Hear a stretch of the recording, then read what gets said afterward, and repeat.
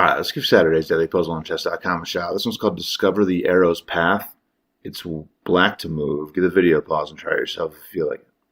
Cool, tricky one on a Saturday, as they always are. I saw a few different checks in this puzzle that looked interesting. I mean, I think the back rank check looks somewhat interesting, but the king starts moving this way, and I just didn't see how to coordinate my pieces from there. Then I noticed this discovered check, anywhere I move my knight, the king is under attack from my bishop.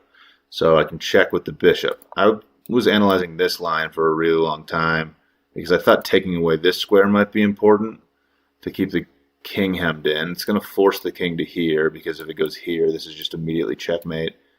But I just couldn't find it in this line, and I spent a really long time thinking about it, and it's not the answer to the puzzle, so that makes sense. This is a double check, and I explored this briefly, but it seemed like the king was just running in this direction, and I was like, oh, well, you can just take my knight. Like, you're threatening my knight. What am I going to do about that?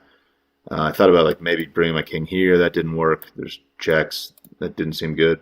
But the point is that I can just give up my knight after I go here, because if I bring my bishop in, okay, so knight here, if the king goes here and attacks my knight, I can bring my bishop in, protected by my knight, and if you take my knight, this is checkmate.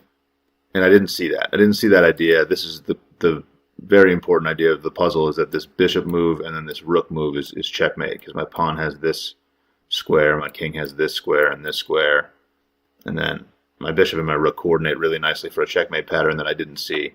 So in the puzzle, I go here, and the king actually has two moves in this position. It could go here, which is the move that I was worried about, or here. And in either situation, I eventually force the king onto this square, and it's just going to end up being checkmate. So in this position, I go here and force the king onto this square. And after that, I'm able to bring my bishop in, force the king to take my knight, and then this is checkmate. If the king had gone in the other direction, a very similar thing happens, where I coordinate my bishop, force the king to take my knight, and then checkmate with the rook. Just totally missed this, but beautiful little mating sequence here. Wish I would have seen it, but I spent too much time just calculating a line that didn't work, which happens with puzzles sometimes, There's a mate for you. Thanks for watching. Catch you later.